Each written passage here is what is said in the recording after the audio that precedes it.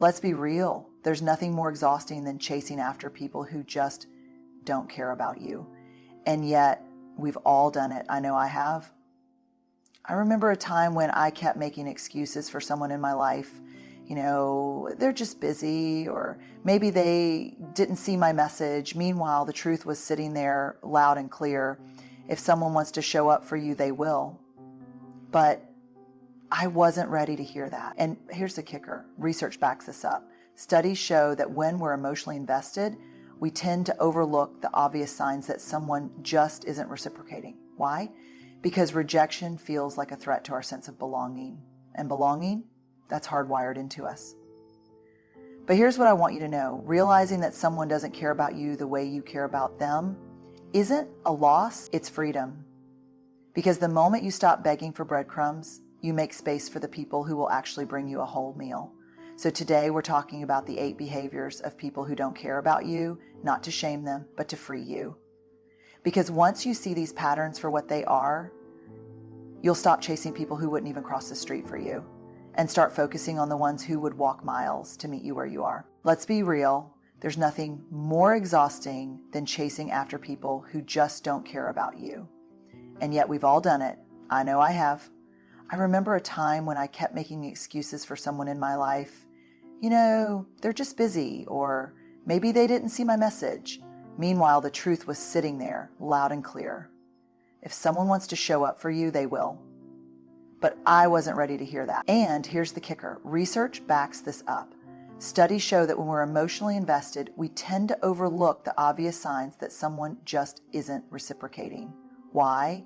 Because rejection feels like a threat to our sense of belonging. And belonging, that's hardwired into us. First, they're only around when they need something. You know exactly what this looks like. They call when they need advice, show up when they need a favor, lean on you when life gets hard, and you're there every time.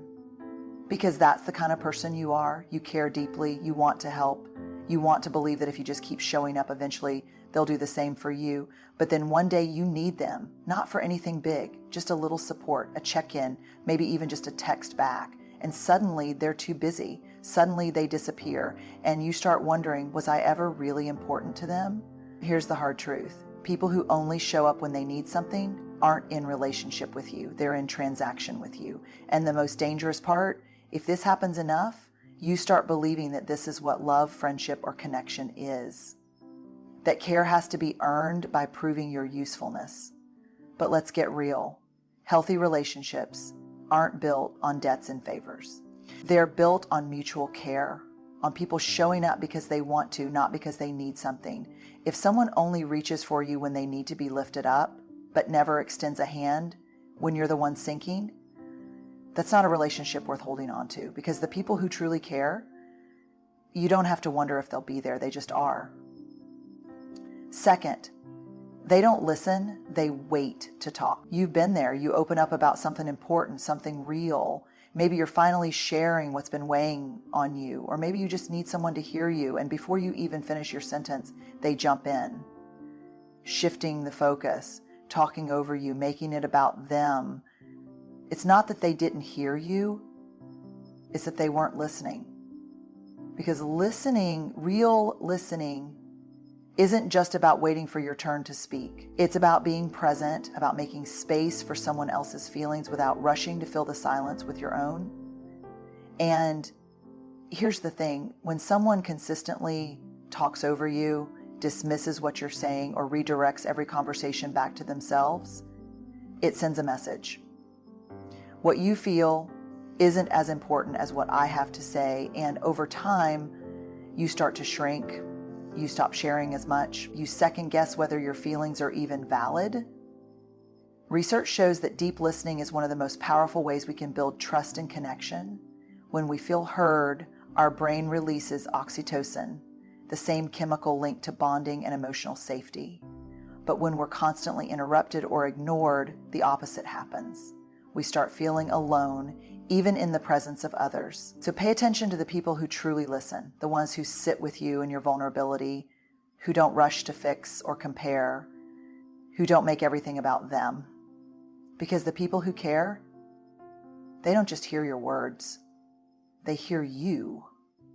Third, they dismiss your feelings. You finally work up the courage to say, hey, that really hurt me. And instead of listening, instead of acknowledging it, they roll their eyes. You're overreacting. You're too sensitive. It wasn't that big of a deal. And just like that, the conversation shifts from what they did to how you're wrong for feeling the way you do. Let's call this what it is, emotional dismissal. And it's one of the fastest ways to erode trust in a relationship. Because when someone constantly downplays your feelings, you start questioning them yourself. Maybe I am making too much of this. Maybe I should just let it go. And before you know it, you're walking on eggshells, keeping things inside, convincing yourself that your pain isn't worth bringing up. But here's the truth. Your feelings are not inconvenient. They're not too much. And when someone cares about you, they don't have to agree with everything you feel, but they will make space for it. That's what emotional safety looks like. That's what respect looks like. Research on relationships shows that validation, simply acknowledging another person's emotions, is one of the strongest predictors of long-term trust and connection. And the opposite, when feelings are consistently dismissed, minimized, or mocked, it creates emotional distance. It teaches people to hold back instead of open up. So pay attention. If someone consistently makes you feel like your emotions don't matter, believe them. Not their words, not their excuses, their behavior. Because the people who truly care about you, they don't make you prove that your feelings are real. They just listen and they care. Fourth, they're never truly happy for you. You share your big news, maybe it's a promotion, a creative win, a personal milestone. You're excited, maybe even a little nervous to say it out loud. And instead of celebrating with you, they give you a half-hearted, that's cool. Or worse, they don't acknowledge it at all. Maybe they change the subject. Maybe they find a way to make it about them. And suddenly what should have felt like a moment of joy feels empty. Here's the thing, when people care about you, they want to see you thrive. They don't see your success as a threat or something to compete with. They clap when you win, they lift you higher. And when someone does, that's information. Psychologists call this schadenfreude, that little flicker of pleasure some people feel when others struggle. And the research is clear, people who are insecure or unfulfilled in their own lives often struggle to celebrate others. Not because you did anything wrong, but because your success shines a light on what they feel they lack. But here's the truth. Your wins, your growth, your joy, they deserve to be celebrated. And the right people, the ones who truly care, will never make you feel guilty for shining. They won't shrink when you rise. They'll rise with you. So pay attention. If someone only shows up in your low moments but disappears in your high ones, that's not support. That's something else entirely. Because real connection isn't just about standing beside you in the struggle. It's about cheering for you when you finally step into the light. Fifth, they break promises constantly. At first, it's small. A canceled dinner plan here, a forgotten callback there. Life gets busy, things come up, it happens. But then you start noticing a pattern. They always have an excuse. They always say they'll make it up to you, and yet somehow they never do. And here's where it gets tricky, because you want to believe them. You want to give them the benefit of the doubt. Maybe they are just busy. Maybe they really did forget. But deep down, you feel it. If you mattered, they would follow through. Let's be clear. Nobody is perfect. We all mess up. But when someone truly values a relationship, they try. They communicate. They show effort. And when they drop the ball, they don't just brush it off. They own it.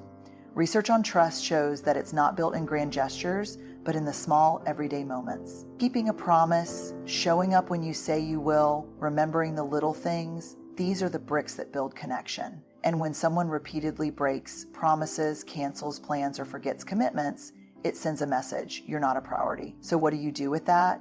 You stop excusing what is clearly a choice. Because effort isn't about never messing up. It's about making it right when you do. And people who truly care about you, they don't just say they will, they show they will. 6, they make you feel like you're too much. You express a need, maybe for more time, more communication, more support, and suddenly you're too needy. You share your excitement about something you love and they call you too intense. You set a boundary and now you're too difficult. And over time, that message sinks in, you start shrinking yourself, holding back, editing parts of who you are just to make them more comfortable. But here's what I need you to hear. You are not too much. They are just unwilling to give enough. Psychologists call this dismissive behavior, and it's one of the most common ways people deflect responsibility in relationships. Instead of acknowledging their own emotional unavailability or unwillingness to meet you where you are, they shift the blame onto you. And when this happens enough, you start wondering if maybe they're right, if maybe you are asking for too much, if maybe you should lower your expectations. But let's get real. Wanting to be heard, understood, or treated with care, and that's not being needy. And the people who truly care about you will never make you feel guilty for needing connection. They won't shame you for feeling deeply, for dreaming big, for standing up for yourself. They won't ask you to dim your light just so they don't have to squint. So pay attention. If someone consistently makes you feel like you have to apologize for who you are, that's not love. That's control. And real love, real care, doesn't ask you to be less. It invites you to be more. Seventh, they don't respect your boundaries. You set a boundary. Maybe you say, I can't talk right now. I need some space. Or I'm not comfortable with that. Or even just, I can't help you this time. And instead of respecting it, they push. They guilt trip. They act offended. Maybe they laugh it off like your limits are some kind of joke. And if you hold firm, suddenly you're the bad guy. But here's the truth. Boundaries aren't walls. They're not about shutting people out. They're about protecting your energy, your well-being, your self-respect. And people who care about you, they honor those boundaries. Not just when it's easy, not just when it's convenient for them, but always. Research on personal boundaries shows that the healthiest relationships are built on mutual respect. When someone ignores or repeatedly tests your limits, what they're really saying is, my needs matter more than yours. And over time, that kind of dynamic doesn't just create frustration, it creates resentment, exhaustion, and sometimes even self-doubt. Because here's what happens when your boundaries aren't respected. You start questioning if you even deserve to have them. You start over-explaining, over-apologizing, bending and stretching yourself just to keep the peace. But real peace, real connection, it isn't found in people-pleasing. It's found in relationships where your no is just as valued as your yes. So here's the bottom line. If someone truly cares about you, they won't make you fight for the right to take care of yourself. They won't turn your limits into a negotiation. Because when someone respects you, they respect your boundaries, period. Eighth, they only support you when it's convenient for them. At first, it seems like they're in your corner. They say the right things. They nod along when you talk about your dreams. They might even offer words of encouragement. But when it actually matters, when you need real support, when showing up requires effort, they're nowhere to be found. Maybe you invite them to something important, a big event, a tough moment where you need backup, a time when just their presence would mean everything and they have an excuse. Or worse, they say nothing at all. But then when they need a cheerleader, a favor, or a listening ear, they expect you to be there, no questions asked. This isn't just inconsistency, it's conditional support. And here's what's dangerous about it. It teaches you to lower your expectations, to accept crumbs and call it care. Psychologists call this intermittent reinforcement, when someone gives just enough to keep you hoping, but never enough to build real trust. And over time, it messes with your sense of what you deserve. You start convincing yourself that maybe this is just how people are, that expecting more is asking too much. But here's the truth. People who truly care about you don't just show up when it's easy or convenient. They show up when it matters. They celebrate with you, stand by you, and support you, not just when it fits their schedule, but because they want to. So if someone is only there when it serves them, but absent when you need them, that's not support. That's self-interest. And real relationships, real care, isn't built on convenience. It's built on commitment. At the end of the day, love, respect, and care aren't just words. We see them in actions, in consistency, in the way people show up or don't. And here's the hard truth. People who truly care about you won't leave you feeling small, unseen, or like you have to earn their kindness. They won't dismiss your feelings, break promises without thought, or only celebrate you when it's convenient. And if you've recognized some of these behaviors in people around you, I know that realization can be painful. It's never easy to admit that someone you care about doesn't care about you in the way you deserve. But here's what I want you to remember. You are worthy of people who listen, who respect, who support, and who choose you, not just when it's easy, but always. So be brave enough to expect more. Be strong enough to walk away from people who consistently show you they don't value you. And most of all, be kind enough to yourself to never again settle for anything less than the care and respect you so freely give to others. Good luck. You've got this.